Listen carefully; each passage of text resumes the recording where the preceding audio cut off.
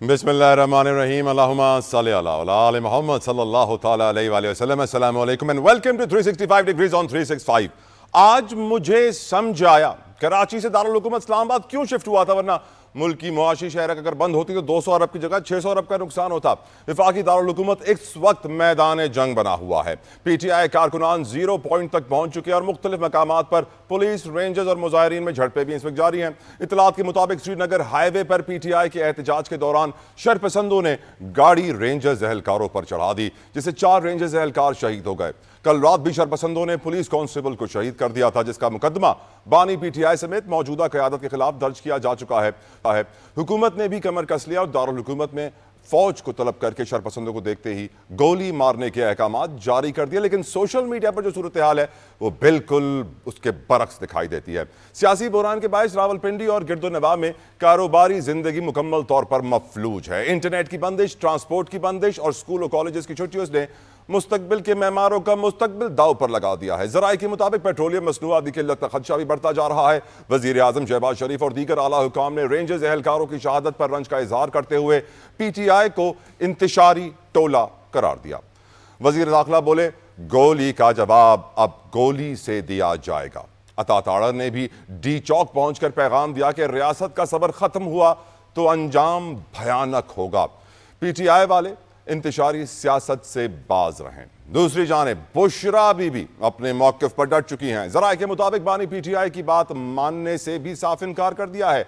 मौजूदा क़यादत और बानी संगजानी में धरने की हुकूमती पेशकश पर आमादा हो चुके हैं, जबकि बुशरा बीबी डी चौक पर ही एहतजाज करने पर बज़िद हैं। वज़ीर दिफा ने भी बुशरा बेगम पर तनकीद के निश्तर बरसा दिए। बोले, इस वक्त खातून को बैठे बैठाए क़यादत मिल गई है और वो इस मौके से भरपूर फ़ायदा उठाना चाह रही हैं। मोहसिन नकवी ने भी आज बीबी का नाम लिए बगैर बयान दाग दिया कि फसाद की असल जड़ सिर्फ एक खुफिया हाथ है।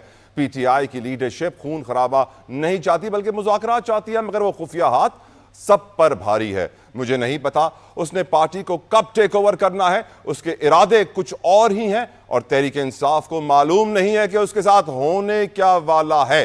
पाकिस्तान में जारी सियासी बहरान पर अमेरिका ने भी आज खामोशी तोड़ दी है। लगता है PTI की अमेरिकन लॉबी एक बार फिर मुतहर्रिक है। तर्जुमान मैथ्यू मिलर ने कहा कि हुकूमत पाकिस्तान इंसानी हुकूक और बुनियादी आज़ादी का एहतराम करे। तहरीक इंसाफ से भी उन्होंने मुतालबा किया पुरअमन एहतजाज करें, तशद्दुद की सियासत से बाज रहें। यकीनन कानूनी मामलात पर अगर बात करें तो आज फिर हमने देखा कि बानी के लिए अदालत से बुरी खबर आई है। जलाओ, घेराव और तोड़ फोड़ केस में इंसदाद दहशतगर्दी की अदालत ने उनका जिस्मानी रिमांड 6 दिन की तौसीह कर दी रिमांड में, जिसके बाद उनकी रिहाई की उम्मीदें कुछ दम तोड़ती हुई नजर आ रही हैं। बैरिस्टर गौहर कुछ और कह रहे हैं। आखिर में बात करेंगे मुल्तान की भी आज हम, जिसके निश्तर अस्पताल में डायलिसिस वार्ड में तेजी से एड्स फैलता गया और डॉक्टर्स मुंह तकते रह गए। 25 मरीज HIV में मुब्तला हो गए। इस मामले की तहकीकात के लिए हुकूमत ने एक आला सतह की कमेटी भी तश्कील दी है।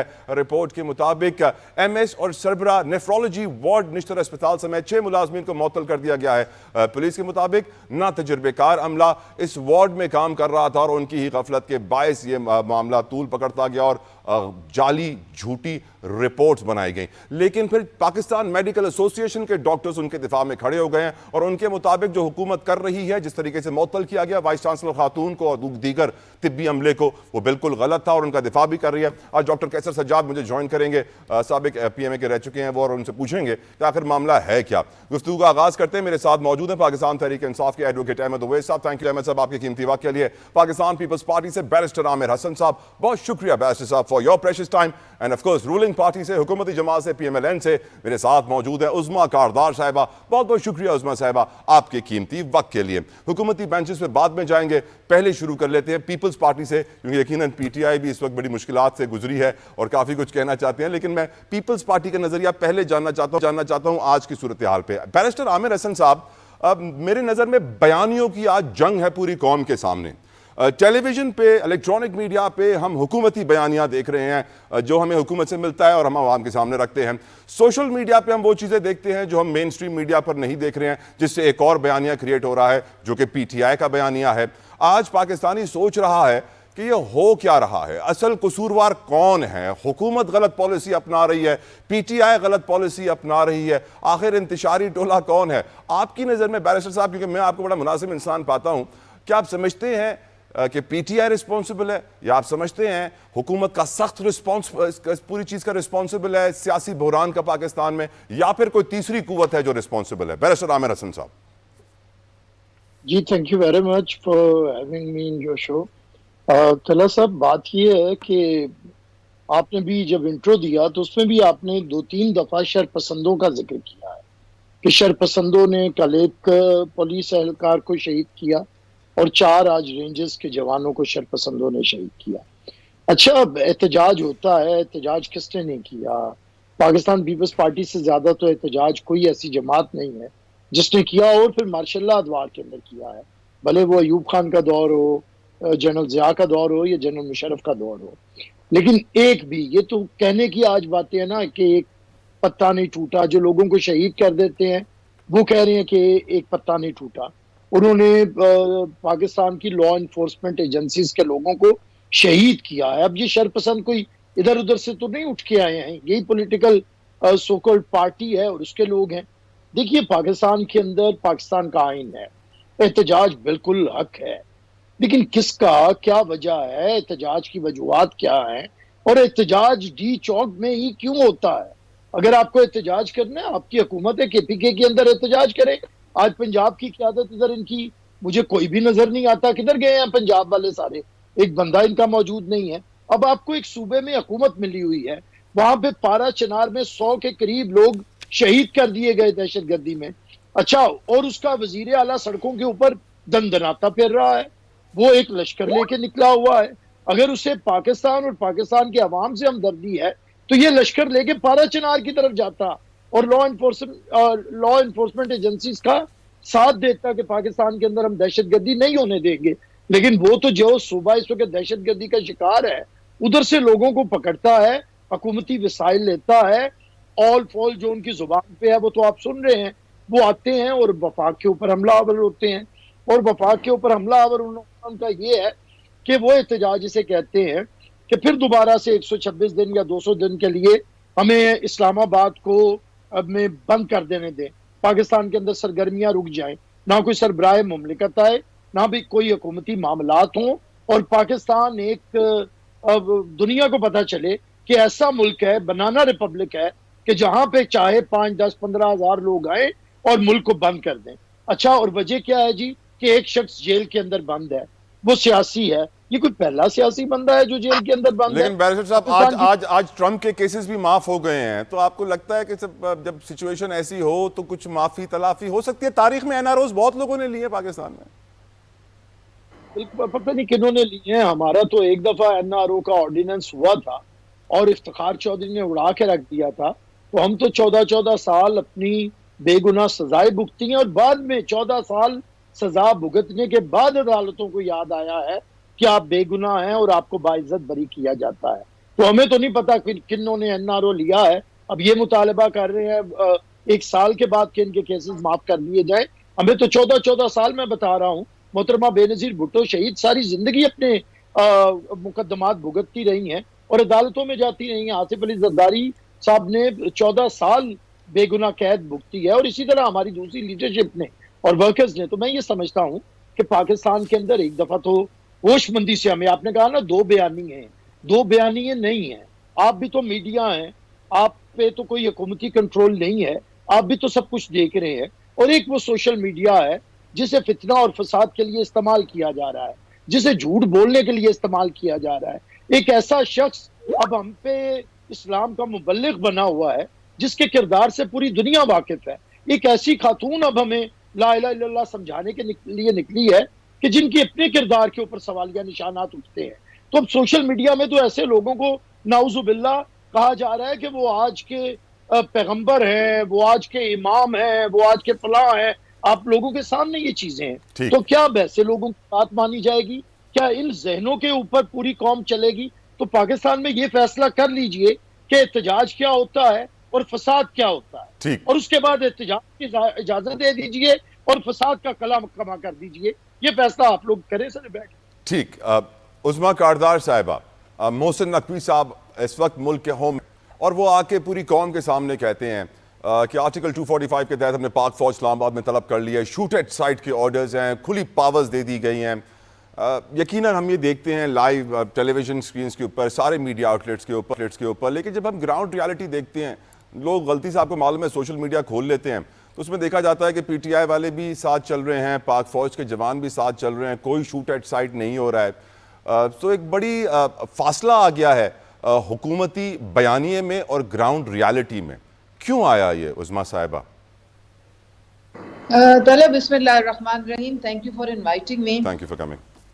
دیکھیں ریاست جو ہے وہ پوری کوشش کر کے ریاست نے دیکھ لی کہ کسی طریقے سے یہ جو چڑھائی کرنے آ رہے ہیں وفاق پہ ان کا ارادہ بدلا جائے. ان کو متبادل جگہ جو تھی وہ بھی آفر کی گئی سنجرانی میں. ان کی جو کچھ ایک سینسیبل لیڈرشپ تھی انہوں نے اس کو قبول بھی کیا اور کہا ہاں ہم وہاں پہ اپنا کر لیں گے. لیکن آپ کو پتہ ہے کہ ایک وہ شخص بیٹھا ہوا ہے اور ایک اس کی مرشد صاحبہ ہیں جو کہ اب میدان میں نکلی ہوئی ہیں. ان کو چین نہیں آتا جب تک کہ وہ پرائم منسٹر کی کرسی تک پہ اپنے آپ کو بیٹھا ہوا اور برا جمان نہیں دیکھیں گے. تو انہوں نے تو اپنے پوری پارٹی کا بیڑا غرق کرنا ہے، سب کو استعمال کرنا ہے، لوگوں کے بچوں کو برباد کرنا ہے.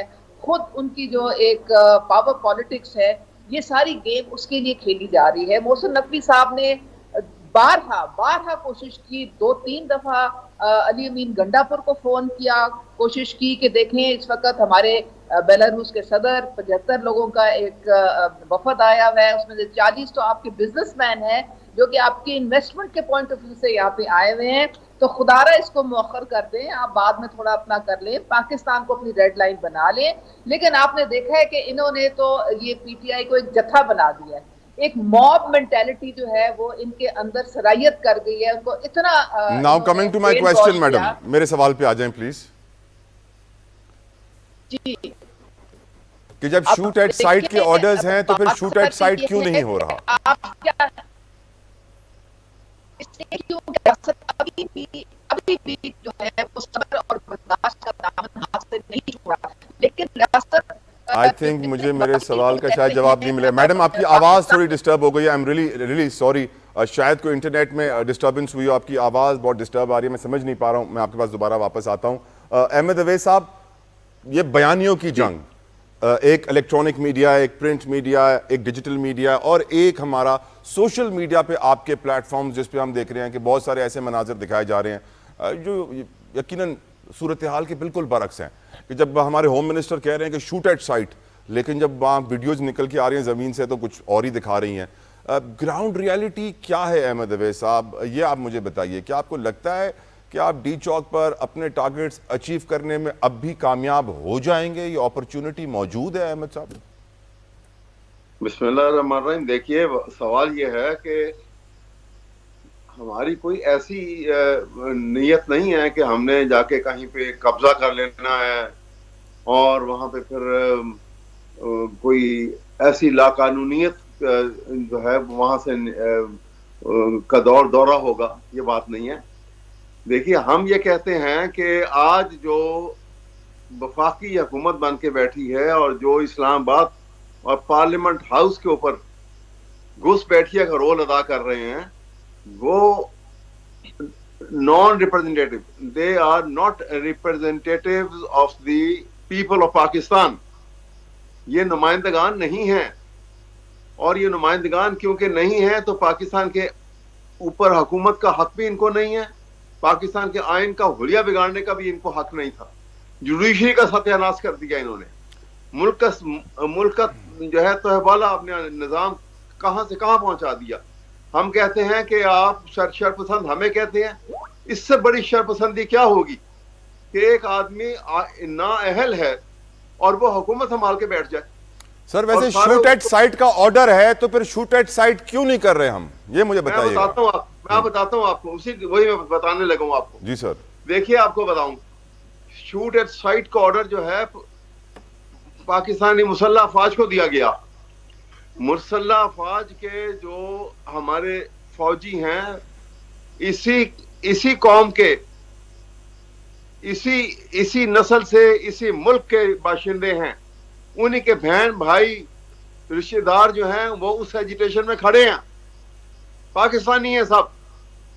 فوج جو ہے سیٹل سائٹ جو ہے شوٹ ایٹ سائٹ جو ہے وہ اپنے دشمن پہ کرنے کے لیے بنائی جاتی ہے, اپنوں کے لیے نہیں بنائی جاتی. اور ایک آپ کو مثال دینے لگا ہوں, 1977 میں جب بھٹو صاحب کے ہنگامے ہوئے تھے تو لاہور میں لوکلائزڈ مارشل لا لگا تھا, اور اس کے بعد فوج کے حوالے کر دیا تھا لاہور کو, اور نیلا گمبت سے جلوس نکلا مسجد سے, اور مال روڈ کے مین مال روڈ کے اوپر فوج نے ایک ریڈ لائن لگائی, اور اس کے بعد فوجی کھڑے ہوئے تھے لوڈڈ ویپن لے کر, اور انہوں نے کہا کہ جس نے ریڈ لائٹ کراس کی تو ہمیں آرڈر ہے شوٹ ایٹ سائٹ کے. پورے کا پورا مجمع جو تھا انہوں نے ریڈ لائٹ کراس کر دی. 600 سے زیادہ راؤنڈ فائر ہوئے, یہ میں آفیشیل فگر بتا رہا ہوں, کنفرم کر لیجئے گا. 600 سے زیادہ راؤنڈ فائر کیے, اور صرف 4 آدمی جو تھے ان میں سے وہ صرف زخمی ہوئے. اس کا مطلب ہے کہ فوجیوں نے محسوس کیا کہ یہ ان کا کام نہیں ہے اپنے آدمیوں کو مارنا, انہوں نے ہوائی فائر کیے, اور اسی شام کو 3 بریگیڈیئر جو ہیں انہوں نے استعفیٰ دے دیا تھا. یہ لوگ جو ہیں یہ اتنے دیدہ دلیر بھی ہیں جو اس وقت حکومت میں بیٹھے ہوئے, اور اتنے کرپٹ بھی ہیں, ان کے آگے کیونکہ وہ نمائندگان نہیں ہیں اس لیے عوام کا درد بھی نہیں ہے ان کو. ٹھیک سر, لوگ احمد صاحب مجھے بریک کے لیے کہا جا رہا ہے. احمد صاحب with your permission I need to take a break. Break کے بعد آئیں گے ذرا بشرا بی بی کو ڈسکس کرنا کہ آج سب کی توپوں کا رخ بشرا بی بی کی طرف ہے. تفصیل ہوگی بریک کے بعد.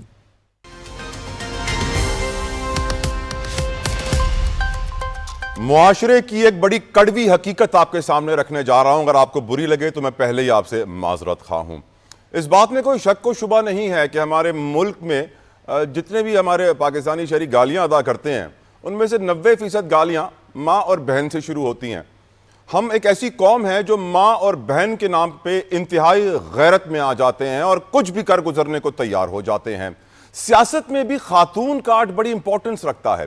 تاریخ گواہ ہے کہ بڑے بڑے آمروں کے سامنے نصرت بھٹو نے تحریک چلائی, بے نظیر بھٹو نے تحریک چلائی. خواتین جب بھی پالیٹکس میں آتی ہیں ان کا ایک اپنا کرزما ہوتا ہے, اور وہ کراؤڈ کو اور اسپیشلی جلسوں میں, جلوسوں میں, احتجاج میں جوش ان کا گرمانے کے لیے بڑا کردار ادا کرتی ہیں. آج بشرا بی بی کے اوپر الزام ہے کہ وہ کچھ ایسا ہی کردار ادا کرنا چاہ رہی ہیں, پی ٹی آئی کو ٹیک اوور کرنا چاہتی ہیں, ان کے اپنے مقاصد ہیں, پی ٹی آئی کے اپنے مقاصد ہیں, وہ تیسری لائن پہ چل پڑی ہیں, اور وہی ہیں جس کی وجہ سے اس وقت کارکنان کا جوش آسمان پر ہے. کیونکہ ہم بھی جانتے ہیں کہ اگر لیڈر کراؤڈ میں موجود نہ ہو اور لیڈر کی بیگم موجود ہو یا اس کی ماں موجود ہو یا اس کی بہن موجود ہو تو ہر کوئی چاہے گا کہ لیڈر تو نہیں ہے تو میں ذمہ داری ادا کروں اور تحفظ فراہم کروں. یہ سوال میں پہلے عظمیٰ صاحبہ سے کرنا چاہوں گا. عظمیٰ صاحبہ, آپ کا ویو پوائنٹ کیا ہے بشرا بی بی کے اوپر؟ ڈو یو تھنک کہ وہ ایک عورت ہونے کا فائدہ اٹھا رہی ہیں؟ کیا خاتون کارڈ یوز کر رہی ہیں وہ, اور کیا آپ کی نظر میں ان کے کوئی اپنے مقاصد موجود ہیں پی ٹی آئی سے بالکل الگ؟ دیکھیں, میں نے تو یہ 3.5 سال بھگتا ہے ان کو, کیونکہ میں اس وقت پی ٹی آئی میں تھی, اور میں آپ کو حقیقت بتا رہی ہوں کہ جو حکومت 3.5 سال رہی پی ٹی آئی کی, وہ عمران خان نے تو آنکھوں پہ پٹی باندھ دی تھی.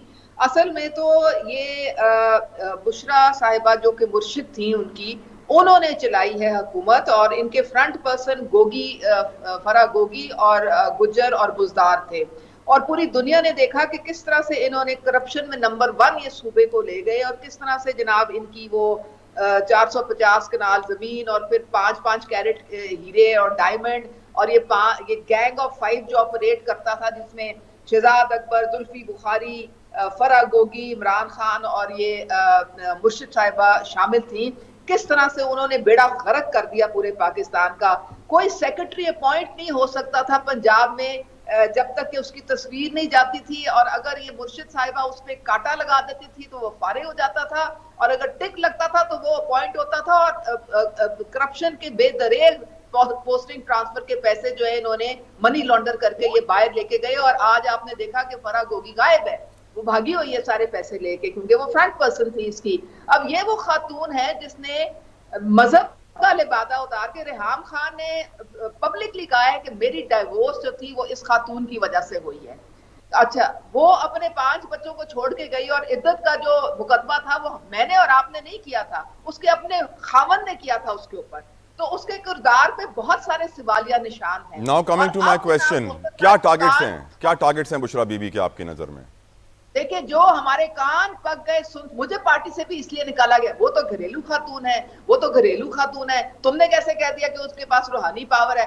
آج وہ جو گھریلو خاتون ہے وہ جس طریقے سے پوری پارٹی کو انہوں نے یرغمال بنایا ہے، کس پارٹی میں ان کی لیڈرشپ زیرو ہو گئی ہے، ان کی کور کمیٹی جو ہے وہ بالکل وہ جسے کہتے ہیں نا پپٹ بن گئی ہے، اور سارے جو ہے وہ اس کے خلاف ہے۔ گنڈا پور نے خود کہا اس کو کہ بھئی تم آپ گھر میں بیٹھے، محترمہ نے گنڈا پور کا گنڈاسا پکڑا اور خود باہر نکل آئی۔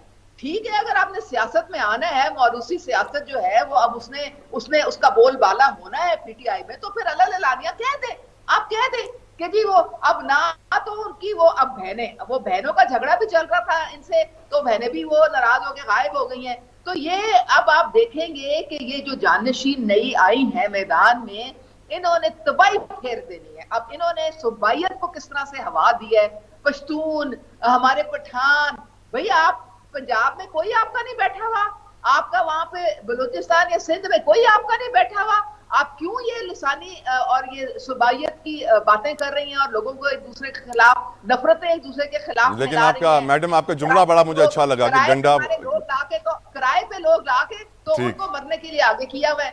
گنڈا پور کا گنڈاسا پکڑ کر نکل آئی ہیں میڈم، یقیناً آپ کا یہ ویو پوائنٹ ہے۔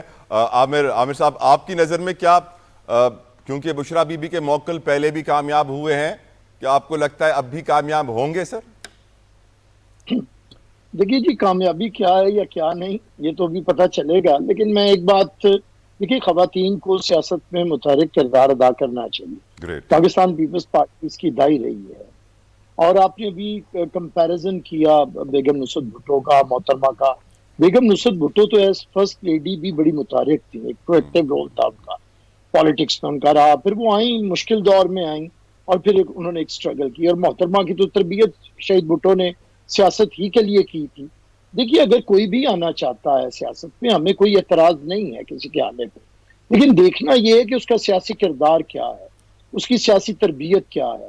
پہلے دیکھیے نا کہ یہ جو آئی ہیں بشرا بیگم، ان کی تعلیمی قابلیت کیا ہے، ان کی سیاسی کیا ان کا اسلوب ہے، ان کی کیا سیاسی ٹریننگ ہے، ان کا کیا سیاسی نظریہ ہے، اور اس کے بعد اگر انہوں نے اپنے آپ کو سیاست میں لانا تھا اور خان صاحب کی رہائی کے لیے نکلنا تھا، تو پھر یہ کے پی کے کی حکومت اور ادھر کی وزارت اعلیٰ کے اوپر کیوں انحصار کر رہی ہیں؟ انہیں چاہیے تھا نا لاہور سے یا پاک پٹن سے جو ان کے علاقے ہیں وہاں سے لاکھوں کا جمع غفیر لے کے جاتے۔ یہ تو کہتے ہیں کہ کروڑوں لوگ ان کے ساتھ ہیں، یہ سارے جا کے الوی صاحب بھی گھس گئے ہیں ادھر وزیر اعلیٰ ہاؤس میں کے پی کے، ادھر سے جو کراچی سے لائیں نا آپ لوگ، یہ سارے جا کے ادھر بیٹھ گئے ہوئے ہیں۔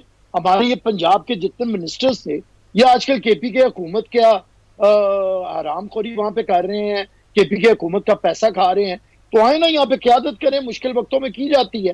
تو میں بشرا بی بی کو تب سمجھتا کہ یہ سیاسی رول ادا کر سکتی ہیں، یہ جدوجہد کر سکتی ہیں اگر وہ لاہور سے نکلتی اور یہاں سے لاکھوں کا قافلہ لے کے نکلتی تو پھر ویسے صاحب سوری ٹو انٹرپٹ، لیکن اس وقت یہ بریکنگ نیوز آ رہی ہے ہمارے پاس بھی کہ علی امین گنڈا پور جو ہے اس وقت لیڈ کر رہے ہیں اور دوبارہ انہوں نے پیش رفت شروع کر دی ہے ڈی چوک کی طرف، اور بشرا بی بی نے اس دفعہ ان کو یہ ٹاسک دیا ہے کہ آپ فرنٹ پہ جائیے اور فرنٹ سے لیڈ کیجئے اور ڈی چوک کی طرف بڑھنا شروع کیجئے، قافلے کو آگے لے کے چلیے۔ احمد اویس صاحب، ایک تو of course Bushra be be, کیوں ان کو اب ٹارگٹ کیا جا رہا ہے، کیوں ان کے لیے کہا جا رہا ہے کہ ان کے نئے ٹارگٹس ہیں، ان کی کوئی اور لائن ہے، پی ٹی آئی کی کوئی اور لائن ہے، اور آپ کی نظر میں یہ جو قافلہ آگے بڑھ رہا ہے ڈی چوک کی طرف علی امین گنڈا پور کی سربراہی میں بشرا بی بی کے ان کے احکامات کے اوپر، کیا کریں گے ڈی چوک کے پاس جا کر؟ آپ کی نظر میں بیٹھ جائیں گے، پھر 10-15 دن بیٹھے رہیں گے، وہی دھرنے کے دن لوٹ آئیں گے؟ کیا آپ کو لگتا ہے کہ وہ آپ کے وہاں پر پہنچنے سے عمران خان فوراً رہا ہو جائیں گے؟ دیکھیں سوال یہ ہے کہ یہ ہر چیز جو ہے اس کی اس وقت آئی کینٹ فور ٹیل کہ کیا ہونے والا ہے اور کیا کچھ ہو جائے گا۔ ایک بات تو ضرور ہے کہ ان کو یہ احساس تو لامحالہ یہ احساس ہو گیا ہے، ہوگا اور مزید ہو جائے گا کہ جیسے اس نے کہا تھا نا حبیب جالب نے کہ کوئی ٹھہرا ہو لوگوں کے مقابل تو بتاؤ وہ کہاں ہیں جنہیں ناز بہت اپنے تہیں تھا۔ تو وہ کیفیت جو ہے وہ عوام جس وقت اپنے حق کے لیے نکلے ہیں، جو ان کے ساتھ زیادتیاں ہوئی ہیں، تو وہ اور بشرا بی بی کی میں آپ کو اتنا بتا دوں کہ ان کے کوئی پولیٹیکل عزائم نہیں ہے، نہ وہ پولیٹیکل خاتون ہیں، وہ ایک کمٹمنٹ کے ساتھ، ان کے ہسبینڈ ہیں وہ جیل میں ہیں اور ناکردہ گناہ کی سزا بھگت رہے ہیں، صرف ایک حق کی آواز اٹھائی تھی اور وہ اس کی سزا بھگت رہے ہیں. اور یہ ایک جلوس جو چلا اس میں وہ ایک ان کا کلیدی رول اس وقت ہے کہ وہ بیچ میں شامل ہیں اس کے اندر اور ایک کمٹمنٹ کے ساتھ ہیں. لیٹسٹ اپڈیٹس احمد صاحب یہ ہیں کہ اس وقت گنڈا پور صاحب کی لیڈرشپ میں جو قافلہ ہے وہ جناح ایونیو پر موجود ہے اور وہ ڈی چوک سے آپ کو معلوم ہے کہ اب کچھ ہی فاصلے پر 10-15 منٹ کا مشکل سے ڈسٹنس ہوگا. مائی کوسچن ریمین سر، وہاں پہنچ کر کیا ہوگا؟ وہاں پہنچ کے یہ گیدرنگ ہوگی اکٹھی اور وہاں پہ ان کا جلسہ ہوگا. جلسے میں وہ یہ اپنی انہی بات کو ادا کریں گے، اسی بات کے متعلق بات کریں گے کہ بھائی جو انکانسٹیٹیوشنل طریقے کے ساتھ یہ حکومت چلی اور اس تاریخ سے جب سے پی ڈی ایم بنی، پی ڈی ایم سے لے کے اب تک جو انکانسٹیٹیوشنل ایکٹ ہوئے ہیں وہ سب کالعدم قرار دیے جائیں. یہ ان کی کمٹمنٹ ہے. ایک نظام چلے گا، ایک نظام گرے گا، بنے گا، اور یہ اس کے لیے یہ وہاں پہ وہ اعلان کریں گے. اور اس کے علاوہ یہ کوئی خدا نہ خاصہ کو پاکستان کو نقصان نہیں ہوگا. بشرا بی بی ٹیک اوور کر رہی ہیں پی ٹی آئی پہ، لیکن یہی سوال ہے آج، کیا Bushra Bibi is the new leader for P T I? کیا وہ اب وہاں جلسے پہ تقریر کریں گی، لہو گرمائیں گی اور پھر آگے کا لاہے عمل دیں گی؟ نہیں، میرے خیال میں تقریر تو کریں گی، جب وہاں پہ جلسہ ہوگا تو ضرور تقریر کریں گی، لیکن ایک لاہے عمل جو ہے وہ باقاعدہ طریقے کے ساتھ پی ٹی آئی کا جو ہے وہ قانونی ہوگا، وہ آئین کی مضبوطی کے لیے ہوگا، کہ آئین کو ختم کرنے کے لیے نہیں ہوگا، وہ عدلیہ کو مضبوط کرنے کے لیے اور انڈیپینڈنٹ کرنے کے لیے ہوگا. عدلیہ کو سر آپ نے عدلیہ کا ذکر کیا، ملک میں جب ایسے دبانے کے لیے نہیں ہوگا. ویسے سر احمد صاحب آپ بھی اگری کریں گے مجھ سے، ملک میں جب ایسے حالات ہوتے تھے پاکستان کے عام شہری عموماً عدلیہ کی طرف دیکھتے تھے کہ شاید کوئی از خود نوٹس آ جائے، شاید کوئی ایکشن آ جائے، لیکن آج کل عدلیہ کا یہ حال ہے کہ ہر پاکستانی کو معلوم ہے آئینی بینچ بن گیا ہے، کوئی ایکشن نہیں ہوگا. مجھے ایک بریک کا کہا جا رہا ہے، محترم گزارش کروں گا میرے ساتھ ایک بریک لیتے ہیں ویوز، بریک کے بعد آئیں گے ڈسکشن کنٹینیو کریں گے. Stay with us.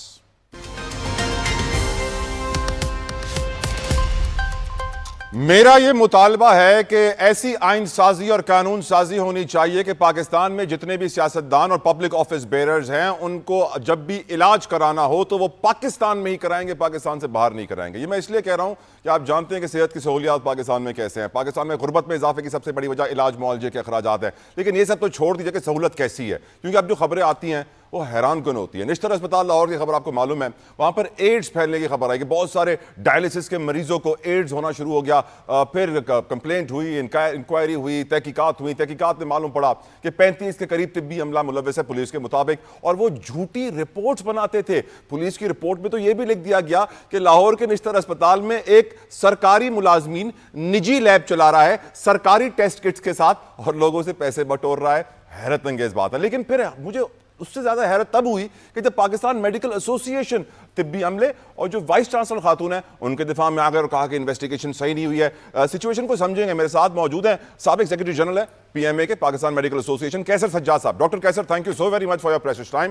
ڈاکٹر کیسر، کیا وجہ ہے کہ پی ایم اے دفاع کر رہی ہے طبی عملے کا، اور آپ کیوں کہتے ہیں کہ انویسٹیگیشن صحیح نہیں ہوئی ہے اور پولیس آپ کو لگتا ہے ملوث ہے ڈاکٹروں کو پھنسانے میں؟ کیا وجہ ہے سر؟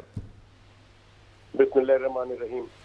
دیکھیں، پاکستان میڈیکل ایسوسی ایشن سپورٹ نہیں کر رہی ہے، بلکہ جو رپورٹ ہے، اگر کوئی آدمی اپنا لیب سامنے بنایا ہوا ہے، ہاسپٹل سے باہر بنایا ہوا ہے، اس کو چیک کون کرتا ہے؟ یہ تو گورنمنٹ کی ذمہ داری ہے نا. اس وقت جتنے بھی سرکاری اسپتال ہیں اس کے لیبس کو آپ دیکھیں کہ وہاں پر کیوں نہیں ٹیسٹ ہوتے ہیں پراپر طریقے سے. جتنے بھی لوگ ہیں وہ سارے کے سارے باہر ٹیسٹ کراتے ہیں. یہی وجہ ہے کہ there are mushroom of laboratories, X rays, radiology, everything just outside the hospital. Doctor صاحب ویسے سمجھتا ہے کہ شاید سرنج کو دوبارہ استعمال کرنے سے یہ ایڈز پھیلا ہوگا. کیا وجہ لگتی ہے آپ کو ایڈز پھیلنے کی وہاں پر؟ وہاں پر جو پرٹیکولر جو نیوز ہے وہ تو یہی ہے کہ جو نیفرولوجی وارڈ میں جب ڈائلسس ہو رہا ہے، جب ایک ایڈز کے مریض کی ڈائلیسس اگر ایک مشین پہ ہو رہی ہے، اسی مشین پہ دوسرا آدمی آ کے وہاں پہ ڈائلیسس ہوگی تو اس کو بھی ایڈز ہو جائے گا. یہ تو کامن سینس والی بات ہے. تو یہ چیز کیسے ہو رہی ہے اس کی انکوائری ہونی چاہیے، نمبر ایک.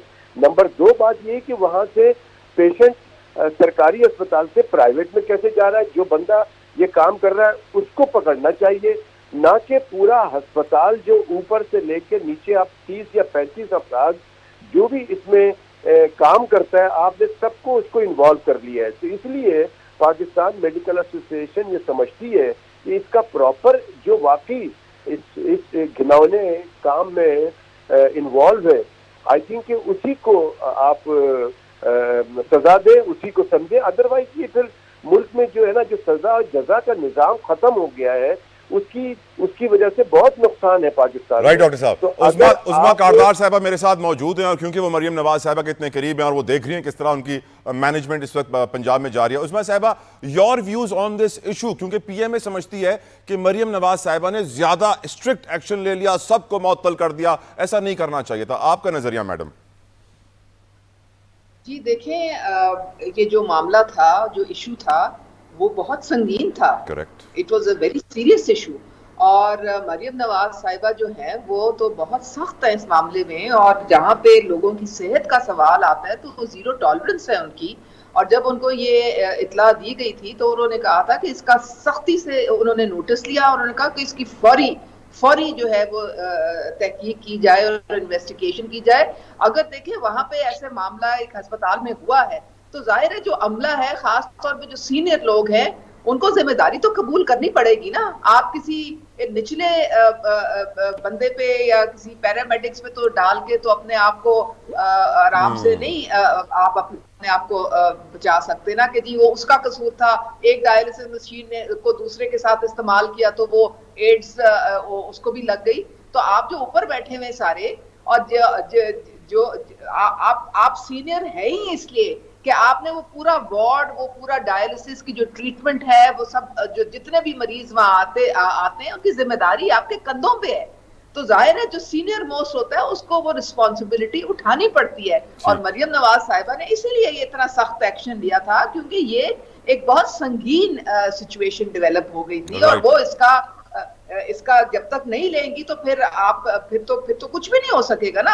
اب ٹھیک ہے اس کی انویسٹیگیشن ہوئے اور پھر پتا چلے کہ یہ کیوں معاملہ اس لہج تک پہنچا. And it should never happen again. I completely agree. Barrister Aamir Hassan صاحب، یقیناً ہم جانتے ہیں کہ پیپلز پارٹی کتنا فخر کرتی ہے کہ سندھ میں ہم نے کس طرح کے ہاسپٹلز بنائے ہیں، گھمبٹ ہو، NICVD ہو.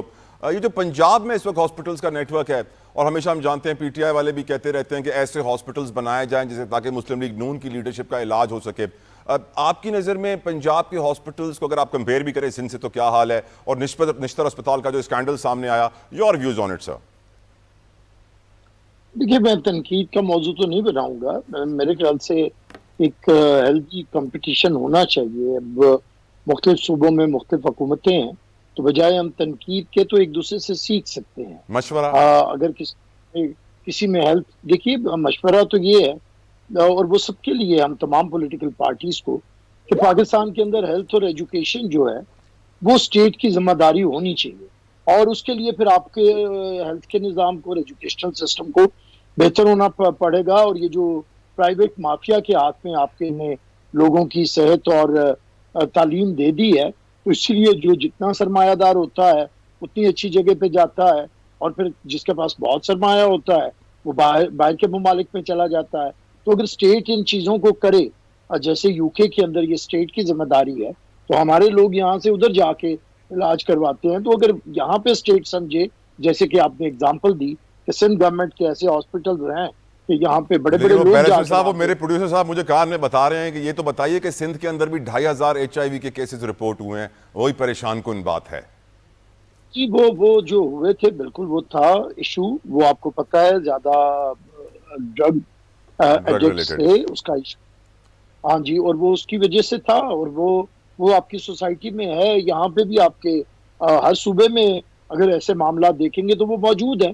میں یہ اسی لیے تو میں نے تنقید نہیں کی ہے. میں نے تو یہ کہا ہے کہ ہیلتھی کمپٹیشن ہونا چاہیے اور بہتری لے کے آنی چاہیے. اور میرے خیال سے یہاں پہ ہمارے ڈاکٹرز کو بھی, پروفیشنلز کو بھی اس پہ آگے بڑھنا ہوگا اور دیکھنے ذمہ داری لینی بھی چاہیے. دیکھیے اگر اتنے بڑے اتنے بڑے ہاسپٹلز ہیں اور اگر ادھر اتنی نیگلیجنس ہوتی ہے تو اسے پھر کسی کو ذمہ دار تو ہونا پڑے گا. تو پولیٹیکل لیڈرشپ تو پھر یہی کر سکتی ہے کہ وہ ایکشن لیتی ہے, معطل کرتی ہے. لیکن میرے خیال سے اگر سب لوگ اپنی ذمہ داری ادا کریں, اور ایک جتوئی صاحب اگر ہم لوگ یہ ایز نیشن یہ فیصلہ کر لیں کہ ہم نے ہیلتھ اور ایجوکیشن کو, جو کہ ہمارے کانسٹیٹیوشن میں بھی ہے, فری ہونا چاہیے, تو اس کی طرف اگر اسٹیٹ جائے تو میں کہتا ہوں کہ ہر گھر کا 65-70% خرچہ کم ہو جائے گا اگر یہ ہیلتھ اور ویل سیڈ. میں سر آپ کو لکھ کے ایجوکیشن. دیتا ہوں کہ آپ یہ آئین اور قانون سازی کر لیں کہ ہر سیاستدان کی فیملی, بچے بیوروکریٹ کی فیملی, بچے اعلیٰ اداروں کے حکام کے فیملی, بچے پاکستان میں ہی پڑھیں گے, پاکستان میں ہی علاج کرائیں گے. لکھ کے دیتا ہوں سر, سب نظام ٹھیک ہو جائے گا. احمد اویس صاحب, your views on it sir. جی ہاں, آپ بڑی سیریس ایشو ہے میرے نزدیک, تو یقیناً بہت سیریس سر وہ گردوں کا علاج کرانے گئے تھے, ایڈز لے آئے ہسپتال سے. امیجن سر ان 35 لوگوں پہ کیا گزری ہوگی سر. ابھی یہ فرما رہے تھے کہ جی یہ جو آگے جو ہے پھر پولیٹیکل ہیڈ کو تو کوئی کاروائی کرنی ہوتی ہے. پرابلم یہ ہے کہ دیکھیں جہاں پہ پولیٹیکل سسٹم خراب ہوگا نا, وہاں یہ ساری خرابیاں آ جائیں گی, کیونکہ وہاں پہ قانون کی بالادستی ختم ہو جاتی ہے, فیورٹزم آ جاتا ہے, انکمپٹنس آ جاتی ہے.